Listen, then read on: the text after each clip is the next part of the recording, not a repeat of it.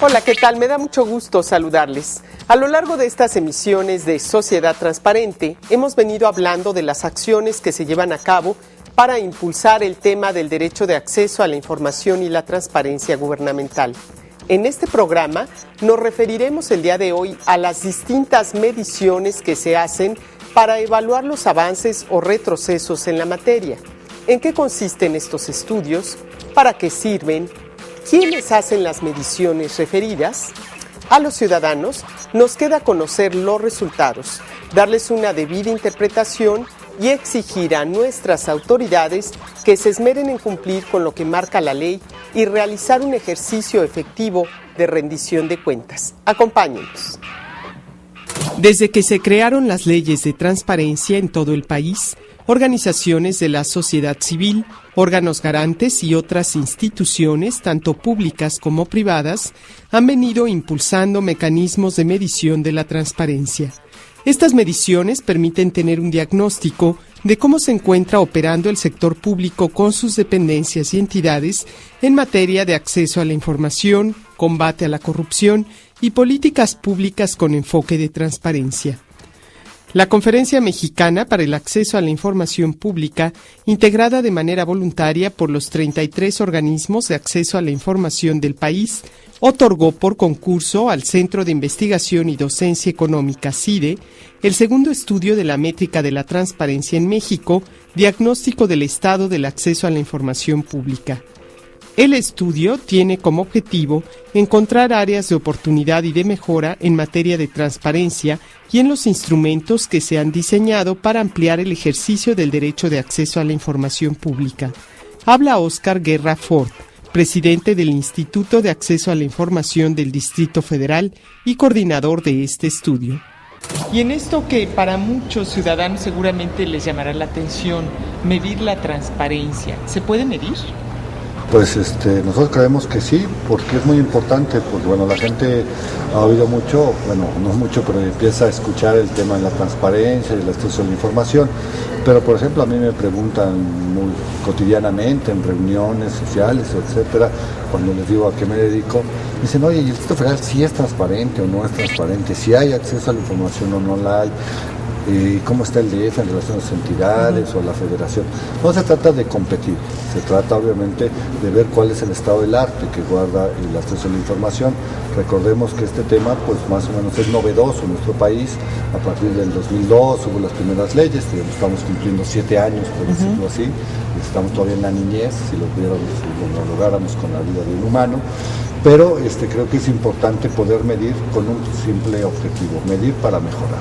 Lo que decimos nosotros, lo que no es medible no se puede mejorar. Queremos saber dónde estamos fallando, por qué estamos fallando, para en ese diagnóstico, pues obviamente hacer una serie de recomendaciones y una serie de programas que puedan, digamos, fortalecer la transparencia y el acceso a la información, con el único objetivo de que la sociedad, digamos, tenga en sus manos este derecho y con él pueda estar vigilando, monitoreando, opinando y evaluando las políticas públicas de todos sus gobernantes, tanto a nivel federal, a nivel estatal, a nivel municipal, a nivel del Distrito Federal, con el objeto que obviamente con este monitoreo, este acceso a la información, pues se mejoren estas políticas públicas para el beneficio de todos los ciudadanos, que vean que este derecho permite, digamos, también defender otros derechos.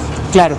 Sin embargo, tanto en Puebla como en otros estados de la República se han hecho mediciones, se han conocido de órganos ciudadanos que califican páginas de internet, que tienen otro tipo de observaciones puntuales y directas hacia los gobiernos y también hacia los órganos garantes. ¿Qué pasa con esas mediciones? ¿Sirven de algo o no sirven? ¿Y cuál va a ser la siguiente etapa después de esta medición de métrica?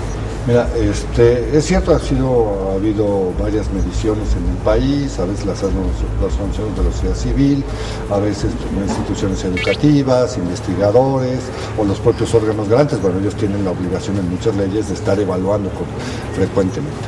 Pero lo que queremos es tener una evaluación integral y nacional, con una misma metodología, porque a veces si una institución educativa evalúa a Puebla, y otra institución educativa evalúa el Distrito Federal, a lo mejor las metodologías no son comparables, ¿no? Entonces, aunque se está viendo alguna cosa común, no es comparable porque los parámetros fueron distintos. ¿Qué estamos haciendo? Pues solamente retomando todas las experiencias, tampoco se está inventando el hilo negro. ¿Qué es la transparencia del acceso a la información? Pues la transparencia del acceso a la información, aparte de una ley que lo garantice, pues es que los sujetos obligados, bueno, lo que nosotros llamamos las dependencias públicas todas, no solo el Ejecutivo, el Legislativo, el Judicial, los autónomos, las universidades, tengan la información básica que los ciudadanos necesitan consultar. Por ejemplo, su nómina, sus percepciones, cuál es su normatividad, qué servicios ofrecen, qué trámites, cómo se pueden realizar estos trámites, qué presupuesto tienen, cómo lo ejercen, qué han logrado, digamos, dentro de sus objetivos para mejorar a la ciudadanía, si es un instituto de vivienda, cuántas viviendas ha construido, cómo, digamos, se puede acceder a un crédito para vivienda. También deben reportar, obviamente, las auditorías que les hacen, si esas auditorías qué resultados tienen, si las observaciones que les hacen las han solventado, con el objeto de mejorar el uso de los recursos públicos. Entonces, bueno, lo que nosotros medimos es ver si realmente esa obligación que tienen por ley la están cumpliendo y con qué calidad. La otra parte es, bueno, que uno en la ley pues dice que uno puede tramitar solicitudes de información, ya sea de forma personal, en otras de forma electrónica y en algunas hasta de forma telefónica.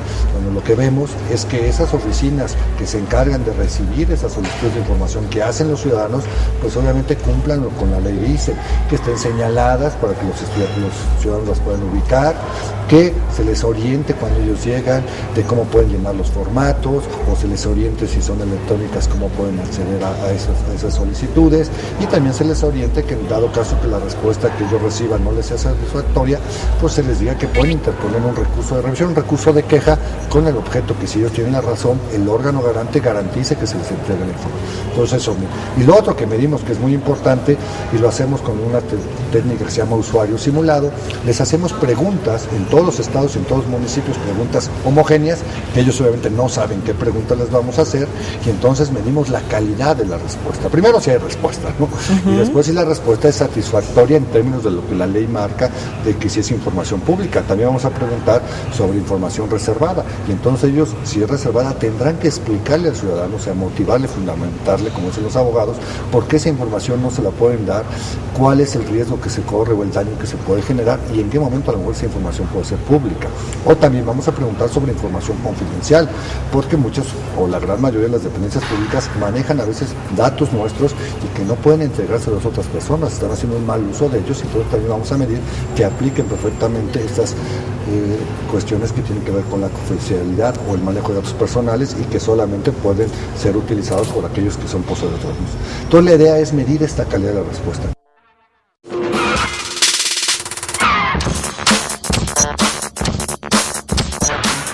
Transparencia Internacional es la única organización no gubernamental a escala mundial dedicada a combatir la corrupción.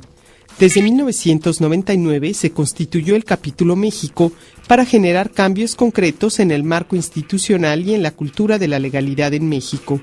Esta organización también realiza estudios, en este caso, enfocados a conocer el índice de corrupción en el gobierno. Al respecto habla Eduardo Bojorquez, director de Transparencia Mexicana. Bueno, Transparencia Mexicana es parte de un movimiento global que se llama Transparencia Internacional. Tiene su sede en Berlín. Es un movimiento anticorrupción que inició en 1993 y su objetivo es, pues sobre todo, alertar a gobiernos y sociedad sobre los costos, las consecuencias, el impacto que tiene la corrupción en nuestras vidas, y hacerlo de manera sistémica, es decir, no a través de la denuncia de personas o de actores concretos, sino reconociendo que hay problemas estructurales en nuestra vida que merecen ser atendidos pues de forma más integral. ¿Cómo trabaja Transparencia Mexicana? ¿Qué es lo que mide? ¿Y qué sucede? ¿Cuál es el antes y el después? Mira, la parte de la medición es una parte muy importante del trabajo de transparencia, porque se sale de esta vieja mitología de que la corrupción es un monstruo de 1000 cabezas que no puedes asir por ninguna parte. Cuando empiezas a medir los fenómenos, cuando tratas de darle una dimensión mucho más particular, entonces puedes corregirlos. Lo que hemos hecho en los últimos 10 años es tratar de llevar el tema de medición de corrupción a cosas muy concretas, cosas que afectan la vida de los hogares en una entidad federativa, en un estado como Puebla,